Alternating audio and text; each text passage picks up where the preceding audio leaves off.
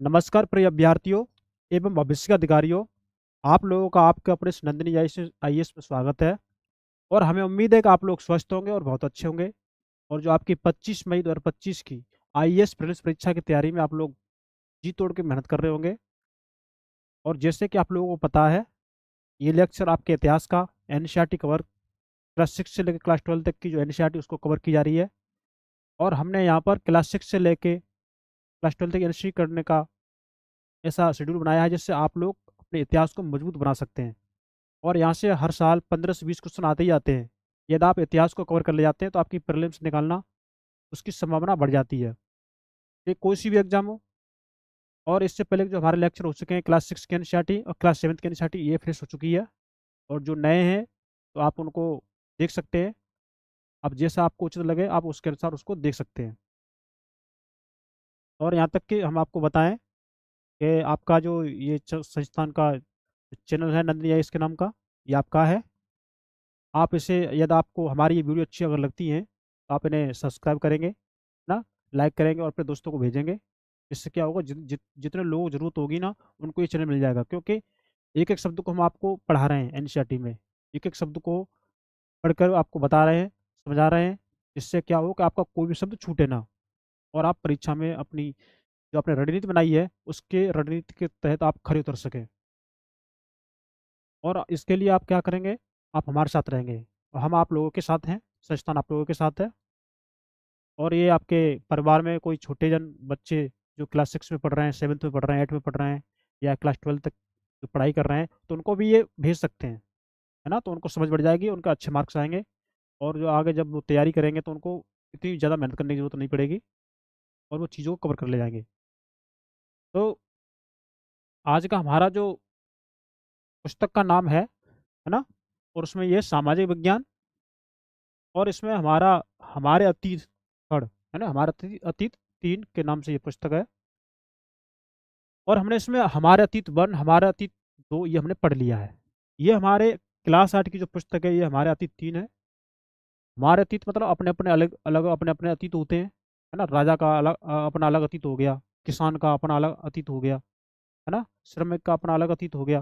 तो इसीलिए इस पुस्तक का नाम यही दिया गया कि हमारे अतीत है। तो ये कक्षा 8 के लिए इतिहास की पाठ्य पुस्तक है, जैसे कि आप देख सकते हैं। और इसमें इस चित्र को आप देखेंगे, है ना। इसमें आप चित्र को देखेंगे, ये पैदल सेना है, ये हाथ में तलवार लिए है। क्या है, ये पैदल सेना हाथ में तलवार लिए हुए है। और इनके पीछे घोड़े हैं, ये इन पर सेनापति चल रहे हैं इन पर, है ना। और ये जो हाथी पे जो सवार हैं ये महाराज जी, राजा जी बोलते हैं इनको, वो हैं, है ना, जो एक उसमें बैठे हुए हैं। और इनके पीछे भी घोड़ों की वो है सेना। तो ये घेरे में चल रहे हैं इनकी सुरक्षा के लिए, है ना, कहीं पर कोई किसी तरह का अटैक ना हो जाए। जैसे बड़े बड़े लोग बीच में चलते हैं और गार्ड वगैरह ये आगे पीछे चलते हैं, उस हिसाब से सिस्टम है। तो आप उसको लिंक कर सकते हो वहाँ से ना, देखिए अब घेरा बना हुआ है। तो हम इस पुस्तक में इन्हीं के बारे में पढ़ेंगे, जो एक एक शब्द को बड़ी अच्छी तरीके से पढ़ेंगे, है ना। हम आगे चलते हैं, जैसे कि हमने आपको बता दिया कि एनसीईआरटी का मतलब क्या होता है ना, राष्ट्रीय शैक्षिक अनुसंधान और प्रशिक्षण परिषद, है ना, एनसीईआरटी है। और इसी में हम आगे देखेंगे, ये चीज़ हमें पढ़ने की जरूरत नहीं है इन चीज़ों को, है ना, तो इसलिए हम इसको स्क्रॉल कर रहे हैं। और जो आपकी काम की चीज़ है, क्योंकि आपके समय को ध्यान में रख करके और आपका जो कीमती समय है उसके अनुसार ही हम चीज़ ये कर रहे हैं, है ना। तो ये अगर आपके पास पुस्तक है तो आप वहाँ से इसको पढ़ सकते हैं। इस चीज़ को वैसे इनको पढ़ने की जरूरत नहीं है, हाँ, हमको जो पढ़ने की जो जरूरत है हम उनको ही हम पढ़ेंगे। आने वाला है इसमें, देखिए ये विषय सूची है ना, क्या है ये विषय सूची है। इसमें क्या किया दिया गया है, यानी कि हम चैप्टर का नाम देख लेते हैं, हमको ये चैप्टर इसमें पढ़ने हैं, है ना, क्योंकि हम एनसीईआरटी पढ़ रहे हैं, इतिहास की पढ़ रहे हैं एनसीईआरटी। और फिर जब आप एडवांस पढ़ेंगे तो फिर तो आपको समझ में आना ही आना है। फिर देखो आप कैसे लिंक करेंगे चीज़ों को, है ना। इसमें पहला अध्याय है क्या, कि प्रारंभिक कथन कैसे, कब और कहाँ, इसके बारे में पढ़ेंगे। ये हमने क्लास 6 की एनसीईआरटी में हम पढ़ चुके हैं इसके बारे में, लेकिन इसमें थोड़ा और अलग टाइप में दिया है, उसी को हमें पढ़ना है ना, तो इसको हम पढ़ लेते हैं। और दूसरा है इसमें, व्यापार से साम्राज्य तक कंपनी की सत्ता स्थापित होती है। कंपनी आई थी व्यापार के लिए, लेकिन उन्होंने साम्राज्य स्थापित कर लिया भारत पर, भारतीय उपमहाद्वीप पर, है ना। इनमें अंग्रेजों की बात हो गई इनमें, वो हम पढ़ेंगे इसमें। ग्रामीण क्षेत्र पर शासन चलाना, ग्रामीण क्षेत्र पर शासन कैसे चलाया गया वो इसमें बताया जाएगा, है ना। आदिवासी टीकू और एक स्वरूप की कल्पना, इसको हम पढ़ेंगे। बड़े अच्छे अच्छे चैप्टर नहीं ये, इनमें पढ़ रहे हैं, बड़ी इंटरेस्ट आएगा, आप देखिए तो सही, आप इसको पढ़ेंगे तो बड़ा अच्छा लगेगा आपको। जब जनता बगावत करती है 1857, उसके बाद इसको हम पढ़ेंगे, है ना। जब जनता बगावत करती है तो इसको हम बताएंगे आराम से। और इसमें देसी जनता को सभ्य बनाना, राष्ट्र को शिक्षित करना, क्या, देसी जनता को सभ्य बनाना और राष्ट्र को शिक्षित करना, इसको हम पढ़ेंगे। देश की जनता, उसको हम कैसे सभ्य बनाएंगे और उनको हम कैसे शिक्षित करेंगे, जिससे क्या होगा, हमारे देश का ग्रोथ होगा, है ना, समृद्धि होगी। महिलाएं जाति एवं सुधार, इसको हम पढ़ेंगे। क्या है, महिलाएं जाति एवं सुधार।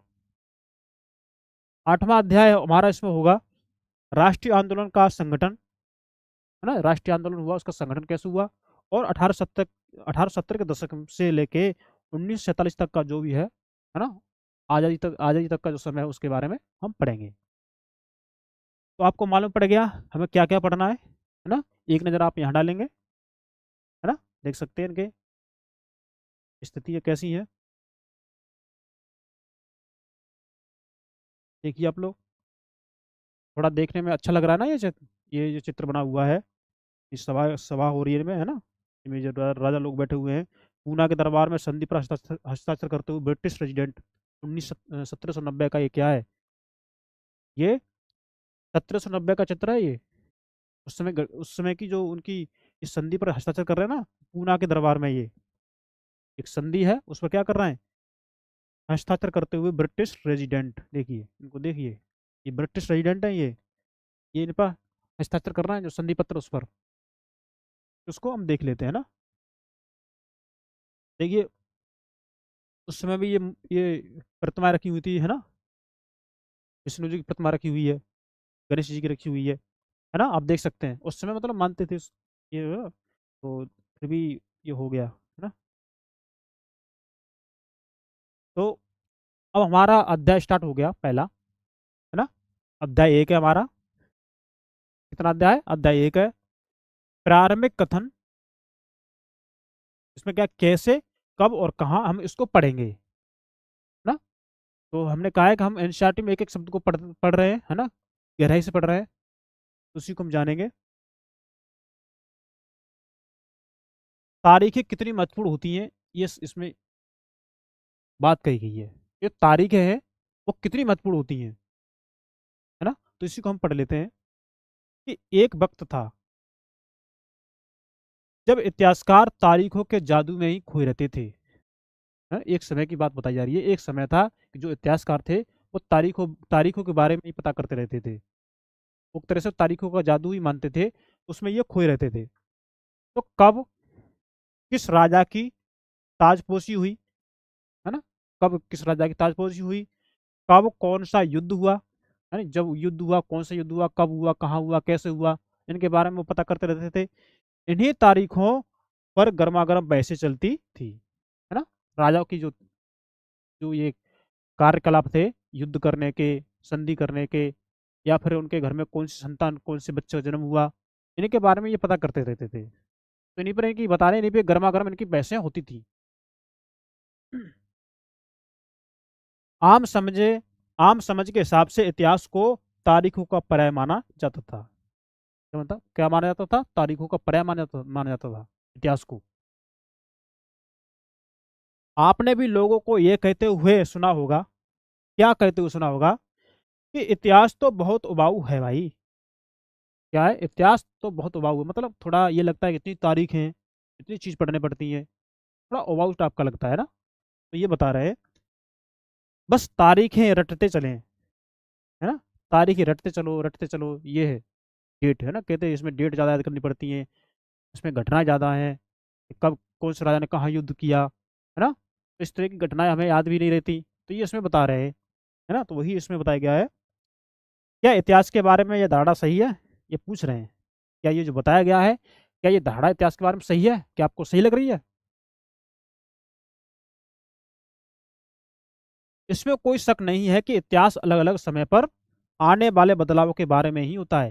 मतलब इसमें कोई शक की बात नहीं है कि जो आने वाले जो अलग अलग समय है ना, जो आ चुका है समय पहले अलग अलग समय में, तो वही इतिहास इसके बारे में बताया गया है कि वही उसी इतिहास के बारे में, बदलाव के बारे में होता है।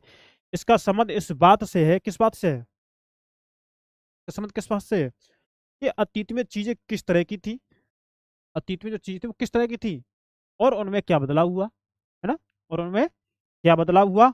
जैसे ही हम अतीत और वर्तमान की तुलना करते हैं, हम समय का जिक्र करने लगते हैं, क्या करने लगते हैं, उस समय का जिक्र करने लगते हैं।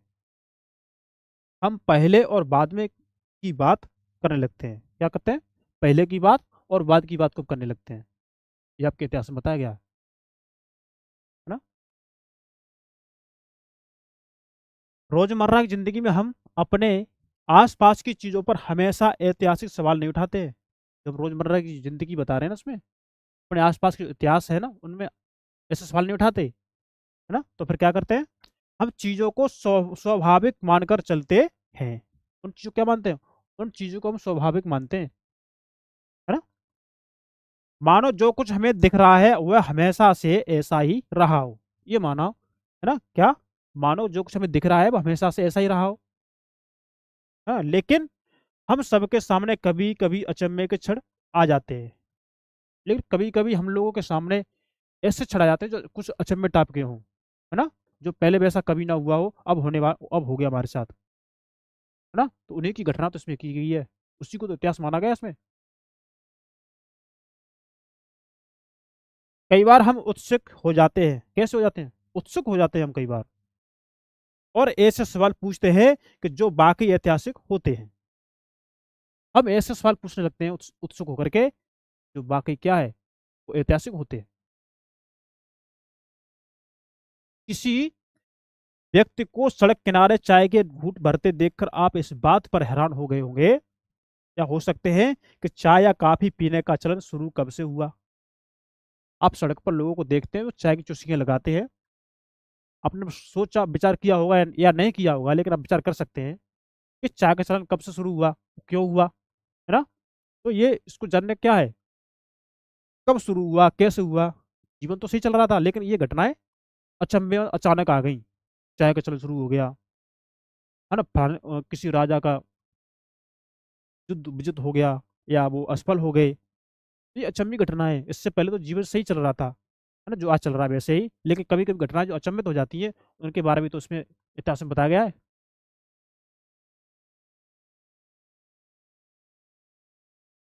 इस बात पर हैरान हो सकते हैं कि चाय या कॉफी पीने का चलन शुरू कब से हुआ होगा, या आप समझ सकते हैं कि रेलगाड़ी की खिड़की से बाहर झांकते हुए आपके जहन में यह सवाल जरूर उठा होगा या उठ सकता है कि रेलवे का निर्माण कब हुआ, कि रेलवे का निर्माण कब हुआ।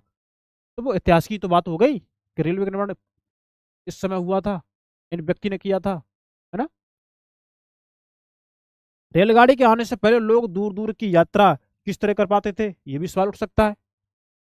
अभी रेलगाड़ी की यात्रा संभव है, हम एक स्थान से दूसरे दूर स्थान तक आसानी से जा सकते हैं, लेकिन जब रेलगाड़ी नहीं चलती थी तब यात्रा लोग कैसे करते थे, उस बात का इसमें आपके दिमाग में विचार आ सकता है।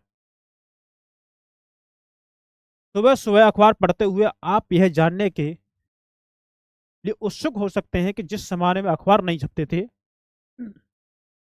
उस समय लोगों को चीजों की जानकारी कैसे मिलती थी, बताइए। आज हम जो जानकारी इकट्ठी करते हैं, खबरें पढ़ते हैं अखबार से, लेकिन लेकिन जब अखबार नहीं था, तब हम उस समय की जानकारी को कैसे पढ़ते थे, है ना, उस समय के इतिहास को हम कैसे जानते थे, कोई घटना घटित हो रही है हमको कैसे मालूम पड़ता था, है ना। तो हम उनके बारे में थोड़ा जानेंगे ना। गतिविधि चित्र को ध्यान से देखें, यह चित्र किस प्रकार की उपनिवेशवाद का बोध करता है ना, दिखाएगा ये।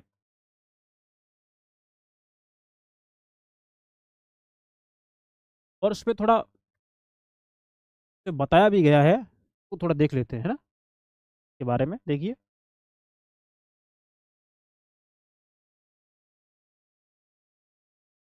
चित्र एक है ये।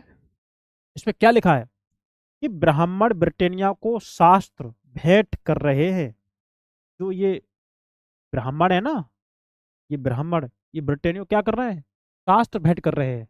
उनका जो शास्त्र है ना, धर्म ग्रंथ वाला, वो इनको, जो ब्रिटेनिया है ना, इनको भेंट कर रहे हैं। वो इसमें दिखाया गया है ना। जेम्स रेनल द्वारा तैयार किए गए पहले नक्शे का आवरण चित्र 1782, रॉबर्ट क्लाइव ने रेनल को हिंदुस्तान के नक्शे तैयार करने का काम सौंपा। किसका नक्शा? हिंदुस्तान का नक्शा। इसको, रेनल को हिंदुस्तान का नक्शा तैयार करने का काम सौंपा, है ना। जेम्स जेम्स रेनल द्वारा तैयार किए गए पहले नक्शे का आवरण चित्र, इसमें देख लीजिए अब। भारत पर अंग्रेजों की विजय के समर्थक रेनल को वर्चस्व स्थापित करने की प्रक्रिया में नक्शे तैयार करना बहुत महत्वपूर्ण लगता था। क्या? उनको नक्शे तैयार करने में बहुत अच्छा या बहुत महत्वपूर्ण लगता था।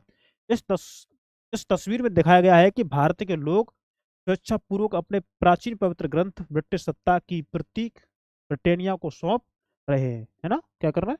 ये जो ब्रिटिश सत्ता है ना, तो ब्रिटिश सत्ता की प्रतीक ब्रिटेनिया को सौंप रहे हैं।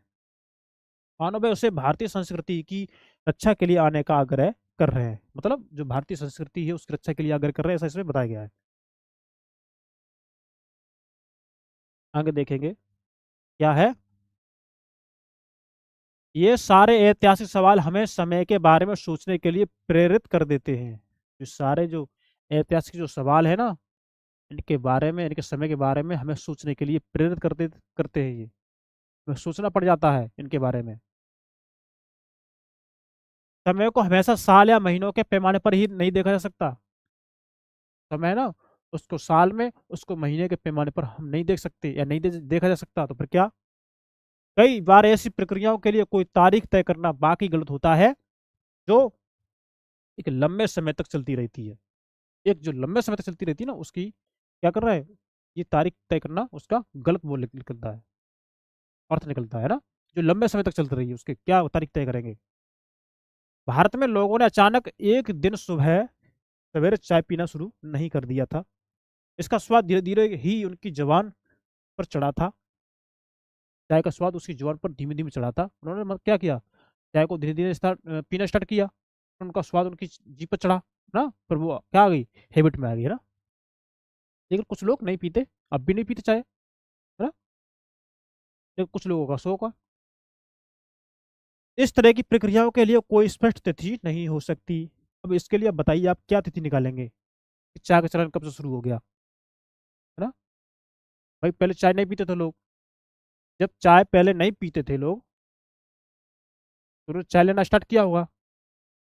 किसी ने, एक ने पी होगी, दो ने पी होगी, धीमे धीमे धीमे और लोगों ने पी होगी उसको, है ना। तो उनको स्वाद लगा होगा। तो ये एक दो चार 6 दिन में थोड़ा ना ये काम ये होता है, ये तो सालों में होता है ये किसी चीज़ की लत पड़ती है तो एक दो दिन में थोड़ी नहीं होता ये, है ना। जब किसी चीज़ की लत एक व्यक्ति से दूसरे व्यक्ति में जाती है, तो ये जो प्रसार होता है चीज़ों का, ये एक दो दिन में नहीं होता, समय लगता है उनमें। तो उसकी क्या डेट हो सकती है, तो वही इसमें बताया गया है ना। इसी तरह हम ब्रिटिश शासन की स्थापना के लिए भी कोई एक तिथि नहीं बता सकते। अब क्या बता सकते हैं आप, ब्रिटिश शासन कब से स्थापित हुआ, है ना, है ना। मध्यकाल कब खत्म हुआ, आधुनिक काल कब आया, कैसे आप अनुमान लगा सकते हैं? वही ये 1 साल 2 साल 3 साल में नहीं हो पाता ये, से सालों का टाइम लगा होगा। तो वो कोई निश्चित तिथि किससे मानेंगे आप? तो इसमें ये बताया गया है। राष्ट्रीय आंदोलन किस दिन शुरू हुआ या अर्थव्यवस्था या समाज में किस दिन बदलाव आए, यह बताना भी संभव नहीं है। अब कैसे अंकन कर पाएंगे चीजों का, है ना। इन चीजों का आप आंकलन कैसे कर पाएंगे? ये सारी चीजें एक लंबे समय में घटती हैं। कब लगती हैं? ये सारी चीजें एक लंबे समय में घटती हैं, समय लगता है हर चीज को घटित घटना होने में, हाँ? हम सिर्फ एक अवधि की ही बात कर सकते हैं, है ना। एक लगभग सही अवधि के बारे में बता सकते हैं जब वे खास बदलाव दिखाई देने शुरू हुए होंगे। तो फिर लोग इतिहास को तारीखों से जोड़कर क्यों देखते हैं? इनकी अवधि तो हम एक ही बता सकते हैं, लेकिन जो खास जो बदलाव हुए ना अवधि के बाद, पर उनको लोग इतिहास से क्यों देखते हैं उस चीजों को, उसमें ये बताया गया है। इस जुड़ाव की एक वजह है क्या? एक समय था जब युद्ध और बड़ी बड़ी घटनाओं के ब्यौरे को भी इतिहास माना जाता था। एक समय में युद्ध, क्या, युद्ध और बड़ी बड़ी घटनाएं हैं ना, इनके बारे में भी इनको इतिहास माना जाता था। ये इतिहास राजा महाराजाओं और उनकी नीतियों के बारे में होता था। किसके बारे में? राजा महाराजा और उनकी नीतियों के बारे में। आगे देखेंगे, इतिहासकार ये लिखते थे कि कौन से साल राजा को ताज पहनाया गया। ये इतिहासकार लिखते थे, क्या लिखते थे? कि कौन से साल राजा को ताज पहनाया गया, किस साल उसका विवाह हुआ। बताओ, ये इतिहासकार लिखते हैं। किस साल उसके घर में बच्चा पैदा हुआ है? कौन से साल उसने कौन सी लड़ाई लड़ी, वह कब मरा, उसके बाद कब कौन सा शासक गद्दी पर बैठा। इस तरह की घटनाओं के लिए निश्चित तिथि बताई जा सकती है। इसके लिए तो तिथि निश्चित बताई जा सकती है? कब विवाह हुआ, ये तो कोई निश्चित होगी, उस दिन उनका विवाह हुआ होगा, है ना। कब उनके बच्चे हुए, वो गद्दी पे कब बैठे, है ना। कौन सा युद्ध लड़ा, वो जीते या हारे, या वो युद्ध में मारे गए। तो इनके बारे में तो आप तिथि लिख सकते हैं। लेकिन आधुनिक कब आया, मध्यकालीन कब हुआ, है ना, इन चीजों के बारे में थोड़ा, ये एक दो दिन में तो होता नहीं है, महीने दो महीने भी नहीं होता, समय लगता है ना। तो उसके लिए कोई निश्चित डेट देना संभव नहीं लगता, है ना। तो इस तरह के इतिहासों में तिथियों का महत्व बना रहता है। इन चीजों के बारे में जो मैंने बताया, इनके बारे में इतिहासों में तिथियों का महत्व बना रहता है। जैसा कि पिछले 2 सालों की इतिहास की किताबों में, आपने 2 साल की जो इतिहास की जो आपने किताबें पढ़ी हैं एनसीईआरटी की, उसमें आपने देखा है कि अब इतिहासकार बहुत सारे दूसरे मुद्दों और दूसरे सवालों के बारे में भी लिखने लगे। क्या करने लगे? इतिहासकार दूसरे सवाल, दूसरे मुद्दे पर भी लिखने लगे। देखा है, किताबें पढ़ी है आपने। वे इस बात पर ध्यान देते हैं कि लोग किस तरह अपनी रोजी रोटी चलाते थे। क्या करते थे? वो किस तरह अपनी रोजी रोटी चलाते थे, उसके बारे में बताया गया है ना। क्या पैदा करते थे, है? और क्या खाते थे। शहर कैसे बने और बाजार किस तरह फैले, किस तरह रियासतें बनी, नए विचार पनपे और संस्कृति व समाज किस तरह बदले, इनके बारे में आपको बता दिया, है ना। अभी आप इसे देखेंगे, चित्र 2 है ये, है ना। विज्ञापनों से भी पसंद नापसंद तय होती थी, तय होती है, देखिए आप, है ना। लिप्टन लिखा है इसमें ना,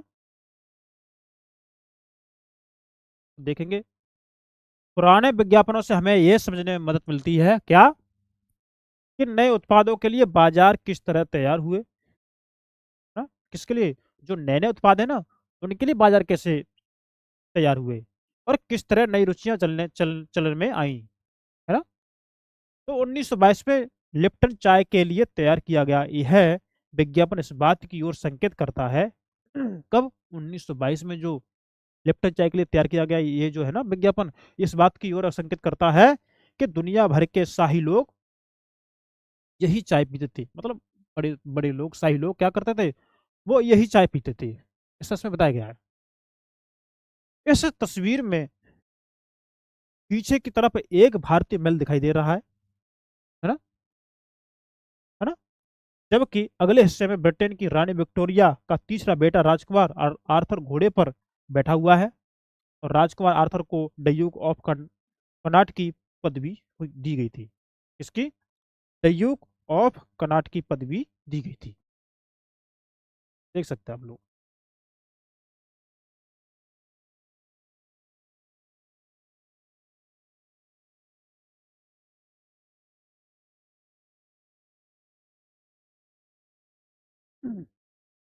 अब थोड़ा देख लेते हैं कि कौन सी तारीखें, है ना, कौन सी तारीखें वो हम पढ़ेंगे। कुछ तारीखों को महत्वपूर्ण बनाने का, या कुछ तारीखों को महत्वपूर्ण मानने का पैमाना क्या होता है, इस पर क्वेश्चन मार्क लगा हुआ है। कुछ तारीखों हैं, उनको महत्वपूर्ण माने तो क्यों माने, या उनको महत्वपूर्ण मानते हैं तो क्या मानते हैं उनको महत्वपूर्ण, है ना, तो वही बताया गया है। कुछ तारीखों को महत्वपूर्ण मानने का पैमाना क्या होता है, किस पैमाने पर आप उस डेट को महत्वपूर्ण मान रहे हैं, तो वो इसमें बताया गया है। देखिए, हम जो तारीखें चुनते हैं, जो भी हम डेट चुनते हैं, जिन तारीखों के इर्द गिर्द हम अतीत की कहानी बुनते हैं, है ना, जो भी तारीख हम चुनते हैं और उसके आसपास की जो भी घटनाएं घटित होती है ना उस तारीख के, उनको हम चुनते हैं ना, वे अपने आप में महत्वपूर्ण नहीं होती। क्या होती है? वो अपने आप में महत्वपूर्ण नहीं होती। वे इसलिए महत्वपूर्ण हो जाती हैं क्योंकि हम कुछ खास घटनाओं को महत्वपूर्ण मानकर चलने लगते हैं। वो घटनाएं महत्वपूर्ण इसलिए हो जाती है कि हम उनको महत्वपूर्ण मान लेते हैं, बल्कि वो महत्वपूर्ण नहीं होती, लेकिन हम उनको महत्वपूर्ण मानकर चलते हैं, इसलिए वो महत्वपूर्ण हो जाती हैं, है ना। अगर अध्ययन का विषय बदल जाता है, अगर आप अध्ययन का विषय ही बदल देते हैं, तो अगर हम नए मुद्दे पर ध्यान देने लगते हैं, तो महत्वपूर्ण तारीखें भी बदल जाती है। बिल्कुल सही बात है? क्या क्या बोल दिया उन्होंने? अगर हम विषय ही बदल दें अध्ययन का विषय ही बदल दें, या फिर अगर हम मुद्दों पर ध्यान देने लगते हैं ना, तो महत्वपूर्ण तारीख ही बदल जाती है। देख सकते हैं, है ना। एक उदाहरण पर विचार कीजिए। क्या? कि भारत में ब्रिटिश इतिहासकारों ने जो इतिहास लिखे, उनमें हरेक गवर्नर जनरल का शासनकाल महत्वपूर्ण है। देखिए, जो ब्रिटिश इतिहासकारों ने जो भी इतिहासकार लिखे हैं ना, ब्रिटिश इतिहासकारों ने, तो भाई ब्रिटिश का वो इतिहासकार है ना, तो वो अपने हिसाब से इतिहास लिखेगा। तो वही बात कही गई है कि भारत में जो भी ब्रिटिश इतिहासकार है ना, यानी ब्रिटिश इतिहासकारों ने जो इतिहास लिखे, उनमें हरेक गवर्नर जनरल का एक शासनकाल महत्वपूर्ण है। उसमें उसने हरेक गवर्नर जनरल का शासनकाल को महत्वपूर्ण बताया है। ब्रिटिश इतिहासकार ने जो भी भारत का इतिहास लिखा है ना, उसके बारे की बात हो रही है। ये इतिहास प्रथम गवर्नर जनरल वारेन हेस्टिंग्स के शासन से शुरू होते हैं। कब से? जो इतिहास जो प्रथम जो गवर्नर जनरल था, उसका नाम क्या है? वारेन हेस्टिंग्स के शासन से शुरू होते, और आखिरी वायसराय कौन? लॉर्ड माउंटबेटन के साथ खत्म होते हैं। ये इतिहास जो उन्होंने लिखा है ब्रिटिश इतिहासकारों ने, उसकी बात हो रही है ना। इन चीज़ों को थोड़े नाम है ना, इनको थोड़ा हाईलाइट कर लेते हैं। वारेन हेस्टिंग्स प्रथम गवर्नर जनरल हो गए ना, और अंतिम लॉर्ड माउंटबेटन। मोस्ट इंपोर्टेंट शब्द नहीं है ना, परीक्षा में सीधे पूछ लिए जाते हैं। अलग अलग अध्यायों में हम दूसरे गवर्नर जनरलों, जैसे हेस्टिंग्स, बेलेजली, बेंटिंग, डलहौजी, इनके बारे में पढ़ेंगे, है ना। कैनिंग हो गए, है ना, लॉरेंस हो गए, Lytton, Ripon, Curzon, Hardinge, Irwin के बारे में भी पढ़ते हैं, इनके बारे में भी पढ़ते हैं। इस इतिहास में गवर्नर जनरलों और वायसराय का कभी न खत्म होने वाला सिलसिला ही छाया रहता था। देख सकते हैं आप लोग। इतिहास की इन किताबों में सारी तारीखों का महत्व इन अधिकारियों, उनकी गतिविधियों, नीतियों, उपलब्धियों के आधार पर ही तय होता है। ये तिथियां ना, वो इनके आधार पर तय होती हैं, ये इनके जो नाम दिए गए हैं। ये ऐसा था कि मानो इन लोगों के जीवन के बाहर कोई ऐसी चीज नहीं थी जिसे जानना महत्वपूर्ण हो, है ना। जीवन के बाहर जान मतलब इनके जीवन से कोई ऐसी चीज नहीं, बाहर चीज नहीं थी, अब जिनको जानना आप महत्वपूर्ण समझेंगे, है ना। इन लोगों के जीवन का क्रम ब्रिटिश भारत के इतिहास में अलग अलग अध्यायों का विषय बन जाता है। क्या होता है? इन लोगों का के जीवन का जो क्रम है ना, तो ब्रिटिश भारत के इतिहास में अलग अलग अध्यायों का विषय बन जाता है, इन लोगों के जीवन का क्रम, उसी को तो हम पढ़ते हैं। क्या हम इसी दौर के इतिहास को अलग ढंग से नहीं लिख सकते? क्या जो इतिहास जो हम लिखते हैं ना, अलग अलग अध्याय में उनके इतिहास को हम पढ़ते हैं, क्या हम इसको अलग ढंग से नहीं लिख सकते? ये उन्होंने क्वेश्चन मार्क चिन्ह लगा दिया है ना। क्या कर दिया है? ये उन्होंने क्वेश्चन मार्क चिन्ह लगा दिया है। देखेंगे आप लोग।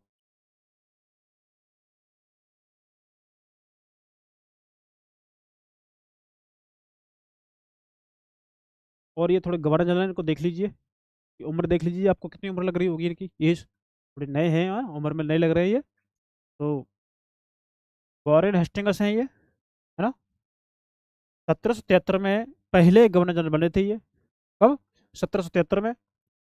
इतिहास की किताबों में गवर्नर जनरल जनरलों के कारनामों, जीवनियों में उनकी गौरव गाथाओं और तस्वीरों में उनके भव्य व्यक्तित्व को उभारा जाता था, है ना। तो समूह और वर्गों की गतिविधियों पर किस तरह ध्यान दे सकते हैं, क्योंकि हम देखेंगे, है ना।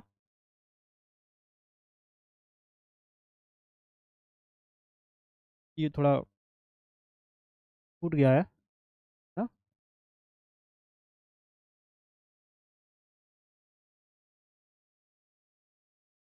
क्या हम इसी दौर के इतिहास को अलग ढंग से नहीं लिख सकते, इसी को हमको पढ़ना था, है ना। और गवर्नर जनरलों के इस इतिहास के चौखटों में हम भारतीय समाज के विभिन्न समूह और वर्गों की गतिविधियों पर किस तरह ध्यान दे सकते हैं, है ना? किस तरह ध्यान दे सकते हैं, इसको हम थोड़ा पढ़ लेते हैं, ये क्या बता रहे हैं। जब हम इतिहास या कोई कहानी लिखते हैं, या हम इतिहास लिख रहे हो या हम कोई कहानी लिख रहे हो, तो उसे टुकड़ों या अध्यायों में बांट देते हैं। क्या कर देते हैं, उनको टुकड़ी बना देते हैं, उनके अध्याय बना देते हैं।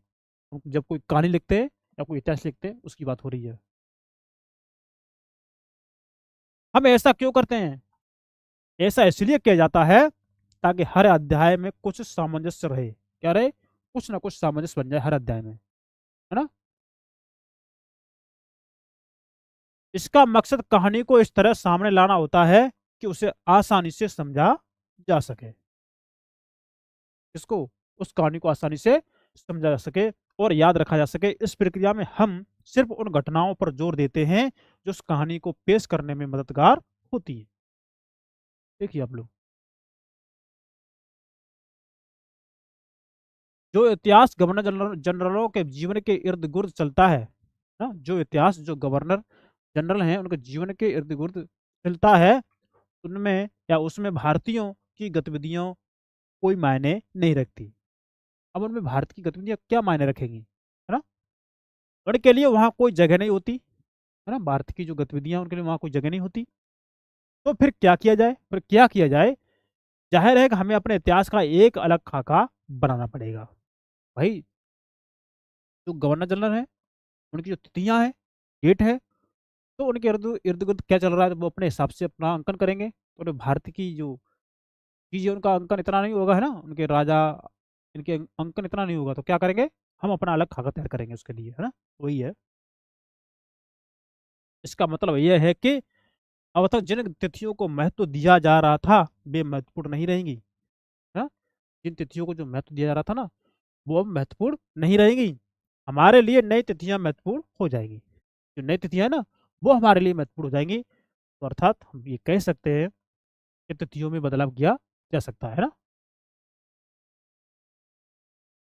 हम अवधियां कैसे तय करते हैं, जो अवधियां है ना, अवधियां, पीरियड, उनको हम कैसे तय कर सकते हैं, ये बताया गया इसमें। देखिए, 1817 में, है ना, स्कॉटलैंड के अर्थशास्त्री और राजनीतिक दार्शनिक जेम्स मिल ने 3 विशाल खंडों में a history of British India, British Bharat का इतिहास नामक एक किताब लिखी। क्या लिखी, ब्रिटिश इंडिया ने ब्रिटिश भारत का इतिहास नामक एक किताब लिखी। किसने, 1817 में स्कॉटलैंड के अर्थशास्त्री और राजनीतिक दार्शनिक जेम्स मिल ने, है ना। 3 विशाल खंडों में, 3 विशाल खंडों में history, A history of British India, British Bharat का इतिहास नामक एक किताब लिखी, है ना। इस किताब में उन्होंने भारत के इतिहास को, इस किताब में क्या किया, भारत के इतिहास को हिंदू, मुस्लिम और ब्रिटिश, इन 3 कालखंडों में बांटा था, है ना। उन्होंने क्या किया, भारत के इतिहास को 3 कालखंडों में बांट दिया, हिंदू, मुस्लिम और ब्रिटिश, जेम्स मिल ने, है ना। इन 3 कालखंडों में बांटा था, तो कालखंडों के इस निर्धारण को ज्यादातर लोगों ने मान भी लिया था। क्या किया, जो कालखंड बांटे गए ना, तो इसको ज्यादा लोगों ने मान भी लिया था। क्या आपको भारतीय इतिहास को समझने के इस तरीके में कोई समस्या दिखाई देती है, आपसे पूछ रहे हैं। क्या जो जो 3 खंडों में जो भारत को, जो इतिहास को बांटा है ना, तो जब जो इतिहास आप पढ़ते हैं, तो उसको पढ़ने में आपको क्या कोई समस्या उत्पन्न होती है? आपसे पूछ रहे हैं। इतिहास को हम अलग अलग कालखंडों में बांटने की कोशिश क्यों करते हैं? ये भी क्वेश्चन है? इतिहास को हम अलग अलग जो कालखंड में बांटते हैं, उनको बांटने की कोशिश क्यों करते हैं, तो उसको भी हम जान लेते हैं। इसकी भी एक वजह है। क्या वजह है? कि हम एक दौर की खासियतों, उस एक दौर की खासियत, जो भी खासियत होती है उस समय की, वो उसके केंद्रीय तत्वों को, वहाँ के जो केंद्र तत्व तत्व हैं उस जमाने के, उनको पकड़ने की कोशिश करते हैं। उस समय की जो खासियत रही है, उसके जो केंद्रीय तत्व रहे हैं, उनको पकड़ने की कोशिश करते हैं उन कालखंडों में, है ना। इसीलिए ऐसे शब्द महत्वपूर्ण हो जाते हैं, जिनके सारे हम समय को बांटते हैं। क्या करते हैं उनके सारे, क्या करते हैं हम समय को बांटते हैं, है ना।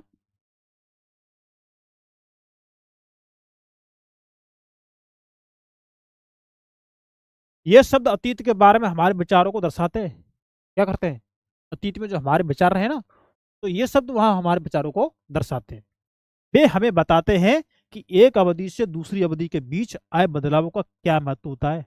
एक अवधि से लेके दूसरी अवधि के बीच में जो आए विचार हुए हैं, उनमें बदलाव हुआ है, क्या महत्व होता है, ये बताते हैं ना, ये बताते हैं ना? बताते हैं कि एक अवधि से दूसरी अवधि के बीच आए बदलावों का क्या महत्व होता है, ये बताते हैं ना। मिल को लगता था, मिल को क्या लगता था ना? इतिहास को तीन भागों किसने बांटा? मिल ने बांटा, है ना। तो मिल को क्या लगता था कि सारे ऐसे समाज सभ्यता के मामले में, जो भी ऐसे समाज है ना, वो सभ्यता के मामले में यूरोप से पीछे है। ये मेरे को लगता था कि सारे ऐसे समाज है ना, वो यूरोप की सभ्यता से पीछे है, यूरोप उनसे आगे है, ऐसा मेरे को लगता था। इतिहास की उनकी समझदारी ये थी कि भारत में अंग्रेजों के आने से या पहले, या हिंदू और मुसलमान तानाशाह का ही राज चलता था।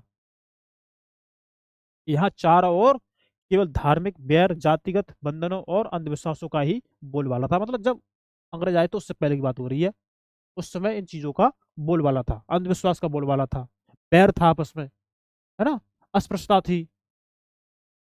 तो ये था उस समय, तो इनके बारे में उन्होंने बताया है। गतिविधि थोड़ा पढ़ लेते, क्या है ना। अपनी माँ या परिवार के किसी अन्य सदस्य से बात करके उनके जीवन के बारे में पता लगाए। अब उनके जीवन को अलग अलग कालखंडों में बांटे और प्रत्येक अवधि की महत्वपूर्ण घटनाओं की सूची बनाए, है ना। स्पष्ट करें कि अब आपने कालखंडों को किस तरह तय किया है ना, आपने कालखंडों को किस तरह तय किया है, इसके बारे में बात की गई है। अब मिल की राय में ब्रिटिश शासन भारत को सभ्यता की राह पर ले जा सकता है ना, क्या कर सकता है? ब्रिटिश शासन भारत की सभ्यता है ना, उसकी राह पर ले जा सकता है। इस काम के लिए जरूर था कि भारत में यूरोपीय शिष्टाचार, कला, संस्थानों और कानूनों को लागू किया जाए, है ना? मिलने तो यह तक सुझाव दिया था कि अंग्रेजों को भारत के सारे भूभाग पर कब्जा कर लेना चाहिए था। मिल ने यह सुझाव दिया था, क्या कहा, कि अंग्रेजों को पूरे भारत पर कब्जा कर लेना चाहिए था, है ना, जिससे जाति पाति, अस्पृश्यता, बैर भेदभाव ये खत्म हो जाए, है ना, और राष्ट्रीयकरण हो जाए, मतलब केंद्रीकृत हो जाए। ये जो अखंड भारत था ना, वो टुकड़ों में जो बटा हुआ भारत था, वो अखंड भारत हो जाए। तो ये उनका कहना था ना, ताकि भारतीय जनता को ज्ञान और सुखी जीवन प्रदान किया जा सके, इनका कहना ये है। उनका मानना था कि अंग्रेजों की मदद के बिना हिंदुस्तान प्रगति नहीं कर सकता, ये मिल का मानना था। अंग्रेज के बिना हिंदुस्तान प्रगति नहीं कर सकता। इतिहास की इस धारणा में अंग्रेजी शासन प्रगति और सभ्यता का प्रतीक था। क्या था? इतिहास की इस धारणा में अंग्रेजी शासन प्रगति और सभ्यता का क्या था? प्रतीक था। देखिए अंग्रेज अंग्रेज शासन को कैसे इन्होंने बढ़ाकर इसमें लिखा है ना। अंग्रेज शासन से पहले सारा अंधकार का दौर था। क्या है इसमें? अंग्रेजी शासन है ना, इस अंग्रेजी शासन से पहले क्या था? अंधकार का दौर था। क्या इस तरह की धारणा को स्वीकार किया जा सकता है? जो ये धारणा है, क्या आप इसको स्वीकार कर सकते हैं? बताइए। हाँ, कर सकते हैं स्वीकार? क्या इतिहास के किसी दौर को हिंदू या मुसलमान दौर कहा जा सकता है? बताइए। इतिहास के किसी दौर को आप हिंदू या मुसलमान दौर कह सकते हैं? क्या इन सारे दौरों में कई तरह के धर्म एक साथ नहीं चलते थे? ये दौर थे ना, इनमें जो धर्म थे सारे, वो एक साथ चलते थे या नहीं? है? किसी युग को केवल उस समय के शासकों के धर्म के हिसाब से तय करने की जरूरत क्या है? है? केवल उस समय के शासकों के धर्म के हिसाब से तय करने की जरूरत क्या है? अगर हम ऐसा करते हैं तो इसका मतलब यह कहना चाहते हैं कि औरों के जीवन और तौर तरीकों का कोई महत्व नहीं होता है। औरों के जीवन जो तौर तरीके हैं ना, उनका कोई महत्व नहीं होता। हमें याद रखना चाहिए कि प्राचीन भारत में सारे शासकों का भी एक धर्म नहीं होता। क्या हो गया? कि प्राचीन भारत में जो सारे शासक थे ना, उनका भी एक धर्म नहीं होता था। उनके भी धर्म अलग अलग होते थे, है ना, ये इसमें बात कही गई है। अंग्रेजों द्वारा सुझाए गए वर्गीकरण से अलग हटकर, है ना, अंग्रेजों द्वारा जो भी वर्गीकरण सुझाए गए हैं उनसे अलग हट करके इतिहासकार भारतीय इतिहास को आमतौर पर प्राचीन या मध्यकालीन तथा आधुनिक काल में बांट कर देखते हैं। हाँ? क्या करते हैं? भारतीय इतिहास को आमतौर पर क्या करते हैं? प्राचीन, मध्य और आधुनिक काल में बांट कर देखते हैं। ये अंग्रेजों द्वारा सुझाव दिया है ना? ये अंग्रेजों द्वारा सुझाए गए वर्गीकरण से अलग हटकर इतिहास की और बात की गई है ना? इतिहास को इन खंडों में बांटने की यह समझ भी पश्चिम से आई थी। कहाँ से? पश्चिम से आई है। पश्चिम में आधुनिक काल को विज्ञान, तर्क, लोकतंत्र, मुक्ति और समानता जैसी आधुनिकता की ताकतों के विकास का युग माना जाता है। किसका विकास का युग हुआ था? विज्ञान का, तर्क का, मुक्ति और समानता जैसी ये ताकतें, आधुनिक ताकतें, विकास का युग ये माना जाता था, आधुनिक युग, है ना? आधुनिक पीरियड की बात हो रही है। उनके लिए मध्यकालीन समाज वे समाज थे, कौन सा समाज? जहां आधुनिक समाज की ये विशेषताएं नहीं थी। आधुनिक समाज की जो ये विशेषता बताई गई है, मध्यकाल में ये विशेषताएं नहीं थी, है ना? क्या हम अपने अध्ययन के लिए आधुनिक काल की इस अवधारणा को बिना सोचे विचारे ऐसे ही अपना सकते हैं? बताइए। क्या अपने अध्ययन के लिए जो आधुनिक भारत की जो अवधारणा है इनको ऐसे ही अपना सकते हैं? है? बिना सोचे बिना विचारे, बताइए। जैसा कि आप इस किताब में देखेंगे, अंग्रेजों के शासन में लोगों के पास समानता और स्वतंत्रता या मुक्ति नहीं थी। क्या नहीं थी? समानता नहीं थी, स्वतंत्रता या मुक्ति नहीं थी। देखेंगे, ना ही ये आर्थिक विकास और प्रगति का दौर था। क्या था? ना तो ये आर्थिक विकास था और ना ही ये प्रगति का दौर था। बहुत सारे इतिहासकार इस युग को औपनिवेशिक युग कहते हैं। क्या कहते हैं? इस युग को औपनिवेशिक युग कहते हैं, है ना? अब औपनिवेशिक होता क्या है, इसको हम थोड़ा जान लेते हैं, क्योंकि एनसीईआरटी हर शब्द को बता रही है। एनसीईआरटी हर शब्द को बता रही है। देखिए, इस किताब में आप पढ़ेंगे कि किस तरह अंग्रेजों ने हमारे देश को जीता, है ना?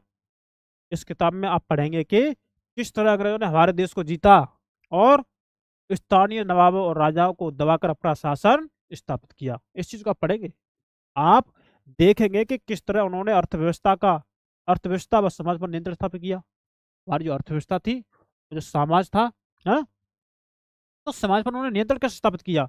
अपने सारे खर्चों को निपटाने के लिए राजस्व वसूल किया उन्होंने। जो खर्चे थे उनके लिए उन्होंने क्या किया?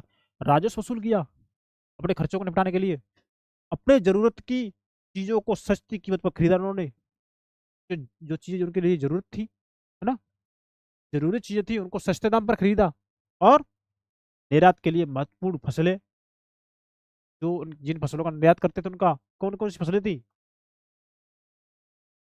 तो निर्यात के लिए महत्वपूर्ण फसलों की खेती कराई। और इन सारी कोशिशों के कारण क्या बदलाव आए? क्या बदलाव आए? आप ये भी जानेंगे कि ब्रिटिश शासन के कारण यहाँ की मूल्य मान्यताओं और पसंद नापसंद, मूल्य मान्यताओं और पसंद नापसंद, रीत रिवाज व तौर तरीकों में क्या बदलाव आए।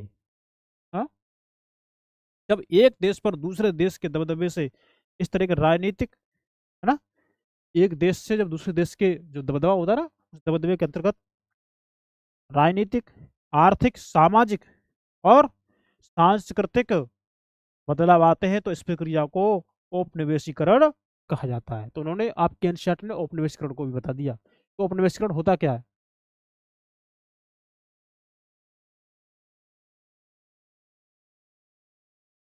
लेकिन जल्दी आप ये समझ जाएंगे कि सारे वर्ग और समूह इन बदलावों को एक ही ढंग से अनुभव नहीं कर रहे थे। जो बदलाव हो रहे थे ना, इनको एक ढंग से ये अनुभव नहीं कर रहे थे सारे वर्ग, सारे समूह। इसलिए इस किताब को हमारे अतीत यानी कई अतीतों पर केंद्रित नाम दिया गया। क्या कहा गया? हमारे अतीत कहा गया। मतलब ये हो गया कि कृषक वो अपना अलग अतीत मानते हैं, साहूकार अपना अलग अतीत मानते हैं, ना, राजा महाराजा उनका अलग अपना अतीत हो गया।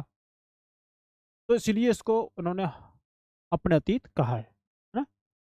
हम किस तरह जानते हैं, क्या जानते हैं, देखेंगे।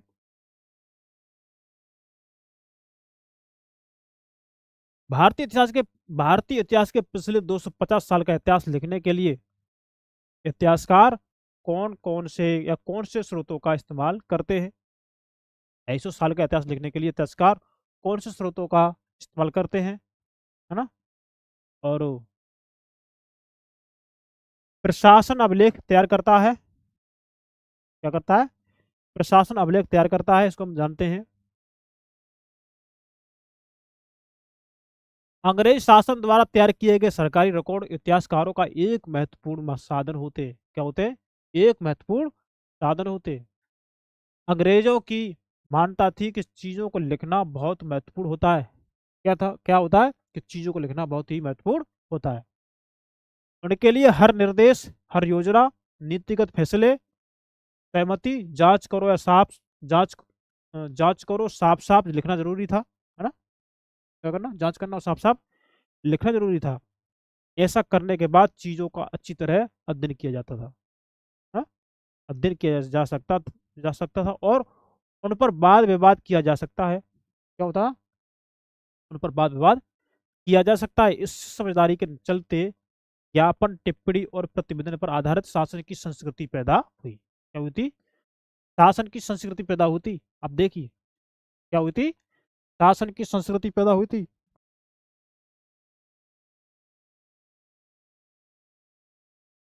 मैं देखा कि यहाँ तक हमने कर लिया है ना, संस्कृति पैदा हुई। और अंग्रेजों को यह भी लगता था कि तमाम अहम दस्तावेजों और पत्रों को संभाल कर रखना जरूरी है। जो दस्तावेज है, जो पत्रों को संभाल कर रखना जरूरी है, ये अंग्रेजों को लगता था, है ना। लिहाजा कि उन्होंने सभी शासकीय संस्थानों में अभिलेख कक्ष भी बनवा दिए। क्या कर दिए? अभिलेख कक्ष भी बनवा दिए। तहसील के दफ्तर, कलेक्टर, कमिश्नर के दफ्तर, प्रांतीय सचिवालय, कचहरी, सबके अपने अपने रिकॉर्ड रूम होते थे। क्या होते थे? रिकॉर्ड रूम होते थे। महत्वपूर्ण दस्तावेजों को बचा कर रखने के लिए अभिलेखागार, आर्काइव और संग्रहालय जैसे संस्थान भी बनाए गए, है ना। 19वीं सदी की शुरुआत में प्रशासन की एक शाखा से दूसरी शाखा के पास भेजे गए पत्रों, ज्ञापनों, ना, ज्ञापनों और आप आज भी अभिलेखागारों में देख सकते हैं कि वहां आप जिलाधिकारियों द्वारा तैयार किए गए नोट्स और रिपोर्ट पढ़ सकते हैं, है ना। जो नोट्स रिपोर्ट है उनको आप पढ़ सकते हैं, या ऊपर बैठे अफसरों द्वारा प्रांतीय अधिकारियों को भेजे गए निर्देशों और सुझावों को आप देख सकते हैं, इसमें ये बताया गया है। 19वीं सदी के शुरुआती सालों में इन दस्तावेजों की सावधानी पूर्वक नकलें बनाई जाती थी, है ना। इनकी जो नकलें बनाई जाती थी वो उसमें ये बताया गया है। अब इसमें थोड़ा ये पढ़ लेते हैं ना, तो कि गृह विभागों को भेजी गई रिपोर्ट, गृह विभाग है ना, इनको जो रिपोर्ट भेजी उसके बारे में जानते हैं। सन 1946 में भारत की औपनिवेशिक सरकार शाही भारतीय नौसेना के जहाजों में सिपाहियों की बगावत को कुचलने का प्रयास कर रही थी, है ना। उस समय विभिन्न बंदरगाहों से गृह विभागों को जो रिपोर्ट मिल रही थी, उनके कुछ नमूने इस प्रकार हैं, हम उनको नमूनों को थोड़ा पढ़ लेते हैं। बम्बई इसमें जगह का नाम दिया है ना, उसको हम जान लेते हैं। इस बात का इंतजाम कर लिया गया है कि सेना जहाजों दफ्तरों पर कब्जा कर लें, है ना। इस तो क्या किया, इसका इंतजाम कर लिया गया है, अभी भी बंदरगाह से बाहर ही हैं। उन्होंने अपना एक अलग से वो करके बताया गया इन्होंने, है ना, शॉर्ट में। कराची के बारे में क्या इन्होंने बताया है कि 301 विद्रोहियों को गिरफ्तार कर लिया गया है। कितने को? 301 विद्रोहियों को गिरफ्तार कर लिया गया है। कुछ अन्य संदेहास्पद विद्रोही भी गिरफ्तार किए गए हैं, जिन पर संदेह है उनको भी गिरफ्तार कर लिया गया है। सारे दफ्तर सैनिक निगरानी में है ना। विशाखापट्टनम स्थिति पूरी तरह नियंत्रण में है विशाखापट्टनम की, और कहीं हिंसा नहीं हुई। जहाजों और प्रतिष्ठानों पर सैनिक गार्ड तैनात कर दिए गए, है ना। किसी परेशानी की उम्मीद नहीं है, सिवाय इसके कि संभव है कि कुछ सिपाही काम पर ना आए। देख सकते हैं आप।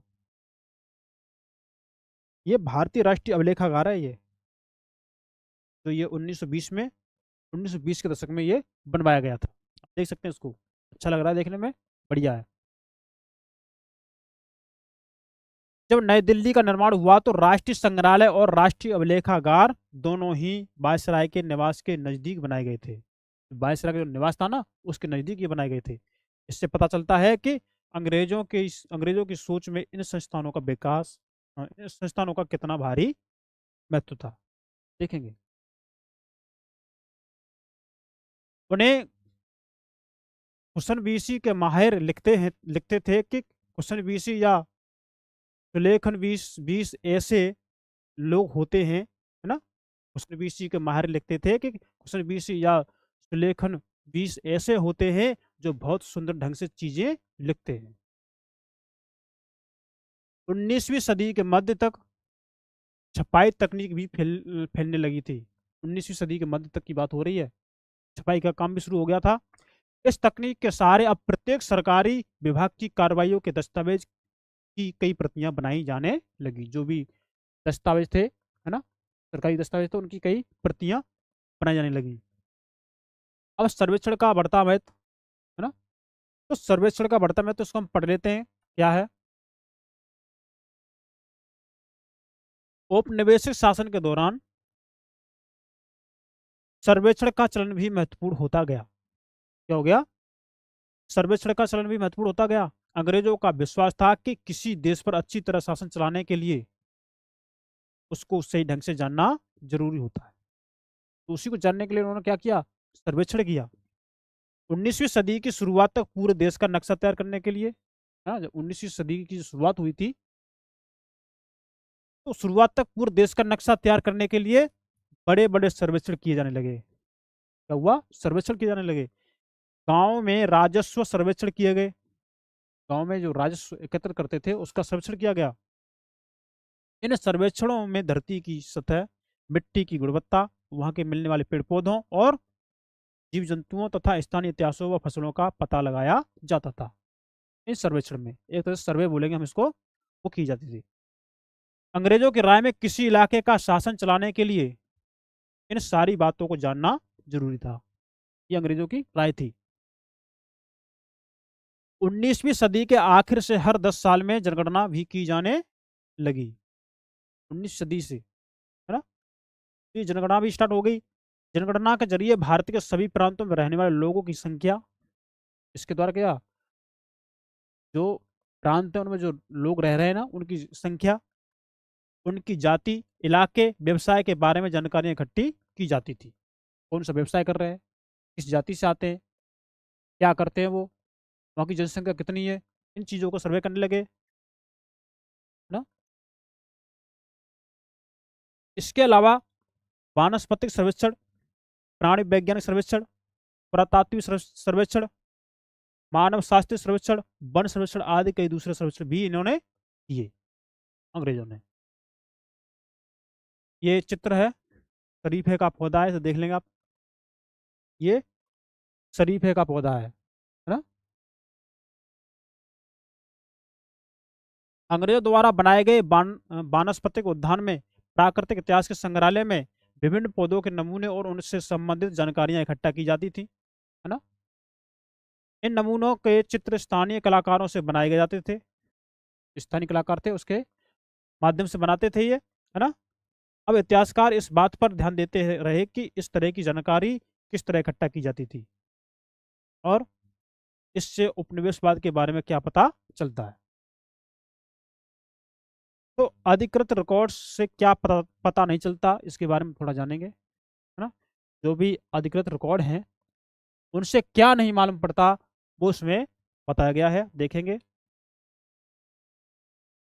रिकॉर्ड्स के इस विशाल भंडार से हम बहुत कुछ पता लगा सकते हैं, क्या लगा सकते हैं, फिर भी इस बात को नज़रअंदाज नहीं किया जा सकता कि ये सारे सरकारी रिकॉर्ड हैं, है ना। ये कैसे हैं, सारी सरकारी रिकॉर्ड हैं।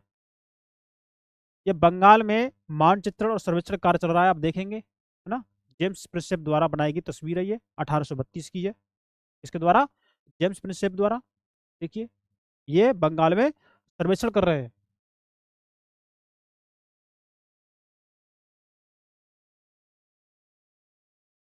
ध्यान से देखिए कि सर्वेक्षण में इस्तेमाल होने वाले सारे उपकरणों को चित्र के अगले हिस्से में दिखाया गया है। चित्रकार इस परियोजना के वैज्ञानिक स्वरूप पर खास तौर से जोर देना चाहता है ना।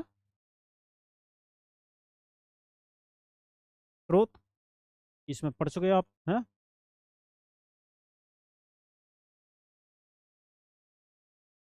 ये 1857 के विद्रोही का चित्र इसमें दिया गया है?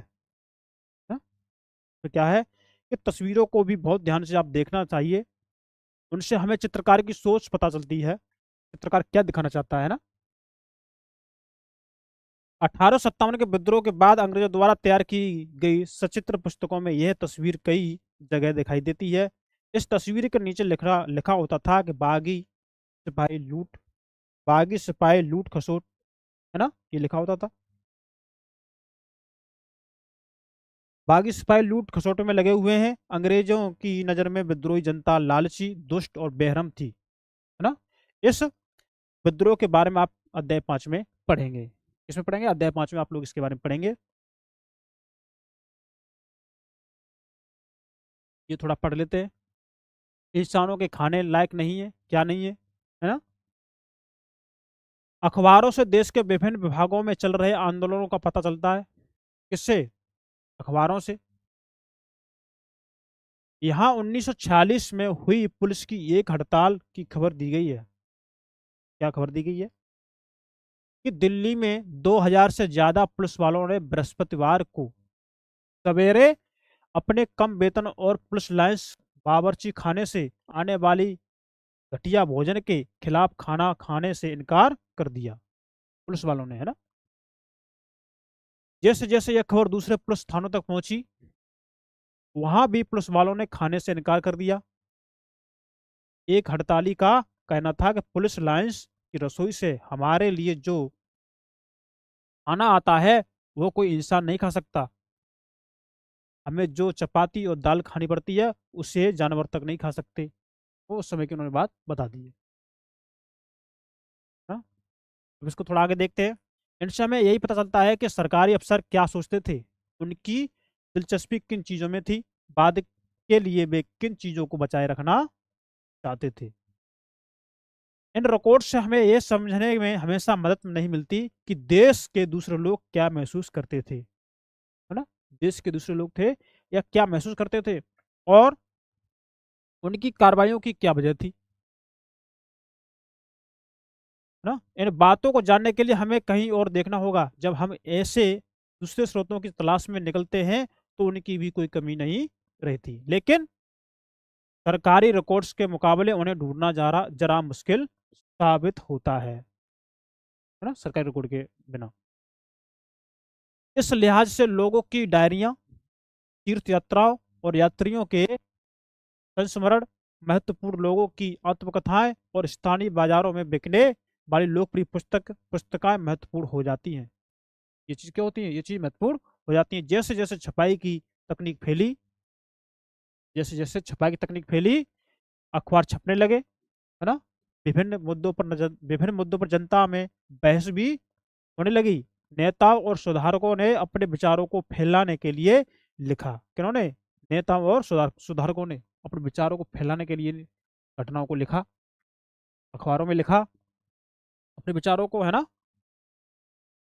कवियों और उपन्यासकारों ने अपनी भावनाओं को व्यक्त करने के लिए लिखा। किन्होंने? कवियों ने और उपन्यासकारों ने अपनी भावनाओं को व्यक्त किया अखबारों में, है ना। लेकिन ये सारे स्रोत उन लोगों ने रचे हैं जो पढ़ना लिखना जानते थे। किसने रचे हैं? जो पढ़ना जानते हैं, जो लिखना जानते हैं। इनसे हम यह पता नहीं लगा सकते कि आदिवासी और किसान, खदानों में काम करने वाले मजदूर या सड़कों पर जिंदगी गुजारने वाले गरीब किस तरह के अनुभवों से गुजर रहे हैं। इसके बारे में पता नहीं लगा सकते, ऐसा इसमें बताया गया है ना। इसका अनुभव नहीं कर सकते, ये इसमें कहा गया है। अगर हम थोड़ी और कोशिश करें, अगर हम थोड़ी और कोशिश करें तो हम इस बारे में भी जान सकते हैं कि जैसे जैसे आप इस किताब में आगे बढ़ेंगे, आपको यह बात समझ में आने लगेगी। गतिविधि में क्या लिखा है? स्रोत एक और दो को देखें, क्या आपको प्रतिवेदनों के स्वरूप में कोई फर्क दिखाई देता है? बताएं कि आपको क्या फर्क लगता है, इसमें ये बताया गया है ना। तो ये जो हमारा क्लास 8 का जो एनसीईआरटी का इतिहास की एनसीईआरटी है, उसका पहला अध्याय हमारा समाप्त हो चुका है ना। तो इसको हमने अच्छे से पढ़ लिया है ना, और ध्यान से पढ़ लिया है। तो आपने ये देख लिया ना। तो इस लेक्चर में, आज के लेक्चर में, ये हमारा क्लास 8 के एनसीईआरटी का हमारा पहला अध्याय समाप्त हो चुका है।